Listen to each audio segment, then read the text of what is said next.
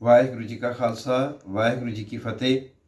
ਗੁਰਦੁਆਰਾ ਦਰਬਾਰ ਸਾਹਿਬ ਕਰਤਾਰਪੁਰ ਸਾਹਿਬ ਦੇ ਵਿੱਚ ਜੋ ਫੋਟੋ ਸ਼ੂਟ ਦੀ ਮੰਦਭਾਗੀ ਘਟਨਾ ਵਾਪਰੀ ਹੈ, ਪਾਕਿਸਤਾਨ ਸਿੱਖ ਗੁਰਦੁਆਰਾ ਪ੍ਰਬੰਧਕ ਕਮੇਟੀ ਕੜੇ ਸ਼ਬਦਾਂ ਵਿੱਚ ਇਹਦੀ ਨਿੰਦਿਆ ਵੀ ਕਰਦੀ ਹੈ। ਅਸੀਂ ਇਹਨੂੰ ਕੰਡੈਮ ਕਰਦੇ ਹਾਂ ਕਿਉਂਕਿ ਇਹਦੇ ਨਾਲ ਪੂਰੀ ਦੁਨੀਆ ਵਿੱਚ ਰਹਿਣ ਵਾਲੇ ਸਿੱਖਾਂ ਦੇ ਜਜ਼ਬਾਤ ਮਜਰੂਹ ਹੋਏ ਨੇ ਔਰ ਸਿੱਖ ਭਾਵਨਾਵਾਂ ਨੂੰ ਬੜੀ ਠੇਸ ਪਹੁੰਚੀ ਹੈ।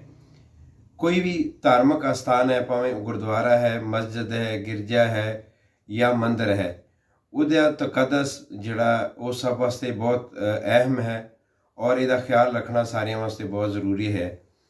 ਸਿਰਫ ਕਰਤਾਰਪੁਰ ਸਾਹਿਬ ਨਹੀਂ, ਬਾਕੀ ਵੀ ਜਿੰਨੇ ਗੁਰਧਾਮ ਹਨ, ਜਿੱਥੇ ਵੀ ਕੋਈ ਸਾਡੇ ਮੁਸਲਮਾਨ ਵੀਰ ਜਾਂ ਕੋਈ ਵੀ ਸ਼ਰਧਾਲੂ ਆਉਂਦਾ ਹੈ, ਸੋ ਉਹਨਾਂ ਨੂੰ ਕੋਈ ਮਨਾਹੀ ਨਹੀਂ ਹੈ।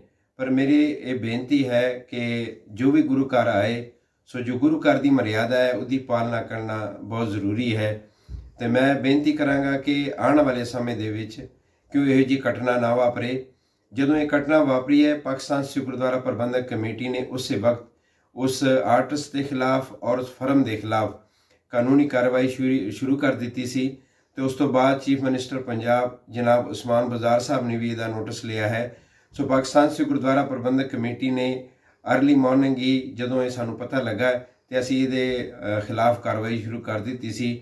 ਸੋ ਮੈਂ ਬੇਨਤੀ ਕਰਾਂਗਾ ਕਿ ਜਿੱਥੇ ਲੋੜ ਹੋਏਗੀ, ਖਾਸ ਕਰ ਕਰਤਾਰਪੁਰ ਸਾਹਿਬ ਦੇ ਅੰਦਰ, ਅਸੀਂ ਜਿੱਥੇ ਕਮੀਆਂ ਕੁਤਾਹੀਆਂ ਨੇ ਅਸੀਂ ਉਹਨੂੰ ਜ਼ਰੂਰ ਦੂਰ ਕਰਾਂਗੇ।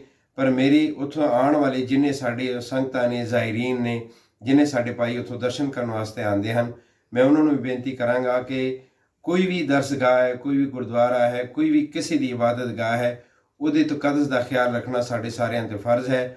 ਸੋ ਮੈਂ ਆਸ ਰੱਖਦਾ ਹਾਂ ਕਿ ਜਿਵੇਂ ਸਾਡੇ ਗੁਰੂ ਘਰ ਦੀ ਮਰਿਆਦਾ ਹੈ ਕਿ ਅਸੀਂ ਗੁਰੂ ਘਰ ਦੇ ਅੰਦਰ ਜੋੜਾ ਪਾ ਕੇ ਨੰਗੇ ਸਿਰ ਨਹੀਂ ਜਾ ਸਕਦੇ, ਉੱਥੇ ਜਾ ਕੇ ਜੋ ਵੀ ਸਾਡੇ ਮਰਿਆਦਾ ਹੈ ਉਹਦੀ ਪਾਲਣਾ ਸਾਡੇ ਸਾਰਿਆਂ ਵਾਸਤੇ ਬਹੁਤ ਜ਼ਰੂਰੀ ਹੈ। ਸੋ ਮੈਂ ਕਿਸੇ ਕਮਿਊਨਿਟੀ, ਇੱਕ ਕਮਿਊਨਿਟੀ ਨਹੀਂ, ਸਾਰੀਆਂ ਸੰਗਤਾਂ ਨੂੰ ਇਹ ਅਪੀਲ ਕਰਾਂਗਾ ਕਿ ਜੋ ਵੀ ਦਰਸਗਾਹ ਹੈ, ਜੋ ਵੀ ਇਬਾਦਤਗਾਹ ਹੈ, ਉਹਦਾ ਤਕੱਦਸ ਦਾ ਖਿਆਲ ਰੱਖਣਾ ਸਾਡੇ ਸਾਰਿਆਂ 'ਤੇ ਫਰਜ਼ ਹੈ।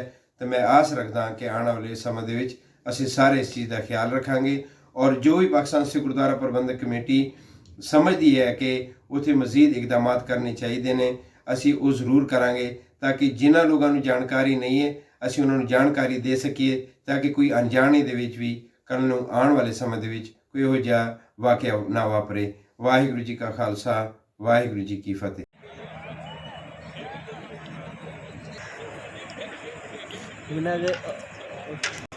हैं जुतो मर्जी